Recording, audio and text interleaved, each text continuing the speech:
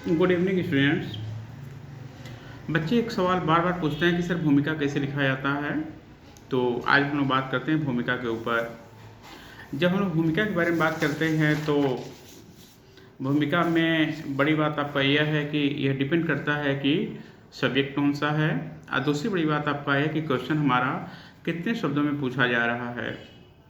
यदि हम बात करते हैं बीपीएससी के बारे में तो इस समय मेंस में जीएस में क्वेश्चन दो टाइप के आ रहे हैं। एक क्वेश्चन आता है 38 मार्क्स का और दूसरा आता है 8 या 7 नंबर का। और जब हम बात करते हैं यूपीएससी वगैरह के बारे में तो वहाँ बेसिकली जो क्वेश्चन हमारे आते हैं 250 वर्ड में, 150 वर्ड में, 125 वर्ड में, इस तरह से आपके आते हैं। तो जब हम भूमिका के बारे में बात करते हैं तो ऑब्वियस सी बात है, शब्द सीमा ज़्यादा रहेगा तो भूमिका का विस्तार भी ज़्यादा रहेगा। और यदि शब्द सीमा बहुत ही कम है, जैसे कि बीपीएससी में यदि हम बात करते हैं 8 नंबर में या 7 नंबर में, तो उसके लिए हम लोग मैक्सिमम आपका 100 वर्ड लिख सकते हैं।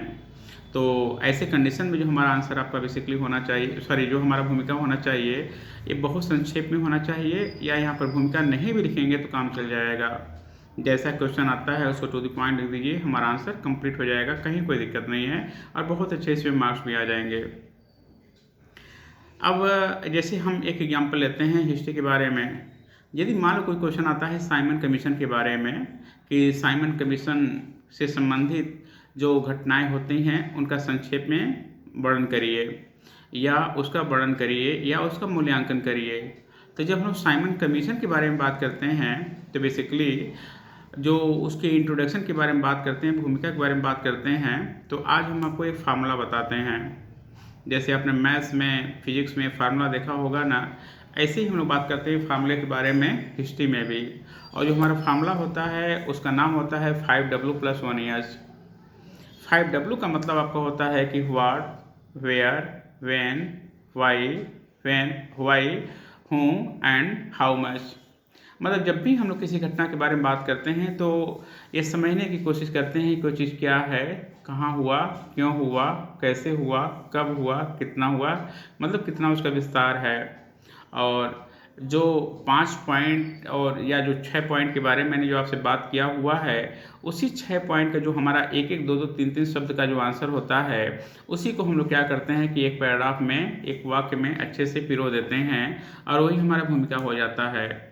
और भले ही भारत छोड़ो आंदोलन के बारे में बात करते हैं, 1857 की क्रांति के बारे में बात करते हैं, चंपारण के बारे में बात करते हैं।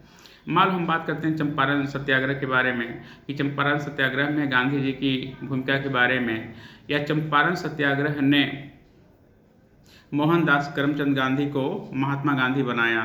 तो ऐसे कंडीशन में जब हम लोग चंपारण सत्याग्रह का जब हम लोग परिचय देंगे तो सबसे पहले चंपारण सत्याग्रह कब हुआ, कहाँ हुआ, कैसे हुआ, क्यों हुआ, किसने उसका नेतृत्व किया, इसका व्यापकता कहाँ तक था, इसी का हम लोग आंसर आपका नोट कर लेते हैं। और फिर आंसर नोट करने के बाद 2 या 3 लाइन में, 4 लाइन में एक बढ़िया सा सेंटेंस बनाकर उसको पिरो देते हैं।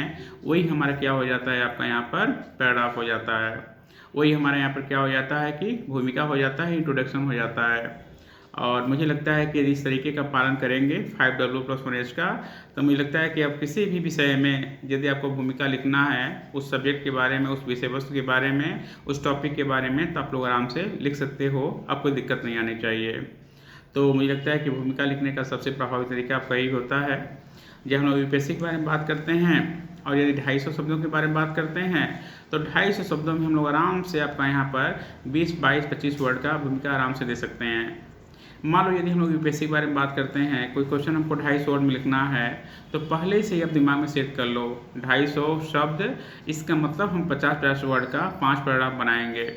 पहला जो हमारा 50 शब्द रहेगा वो कहीं ना कहीं भूमिका में रहेगा, और साथ में भूमिका के जस्ट आगे का जो पॉइंट हमारा होगा उसको भी हम लोग इसमें डाल देंगे। तो जब भी हम लोग आंसर राइटिंग करते हैं पहले से फ्रेमिंग कर लेते हैं कि 250 वर्ड में हमें आंसर लिखना है, तो कितना वर्ड में कितना वर्ड में हमको और सारी चीज़ें लिखना होता है। तो सीधे सीधे हम लोग क्या करते हैं कि 250 वर्ड को, 50-50 वर्ड को 5 पैराग्राफ में बांट लेते हैं। जो 5 पैरा हमारा होगा, एक पैरा हमारा भूमिका हो जाएगा, एक पैरा हमारा निष्कर्ष हो जाएगा, शेष का जो 3 पैराग्राफ हमारा होगा उसमें आगे कहानी हमारा डेवलपमेंट उसका होगा। तो ये डिपेंड करेगा कि मतलब सब्जेक्ट क्या है, ये डिपेंड करेगा कि क्वेश्चन का लंबाई कितना है, उससे अनुसार हम इसमें हल्का फुल्का संशोधन कर सकते हैं। तो एक बार आप लोग प्रयास करिएगा, कहीं कोई दिक्कत होएगी तो आप लोग बताइएगा, एक बार दोबारा हम लोग उस पर फिर से चर्चा करेंगे। Thank you.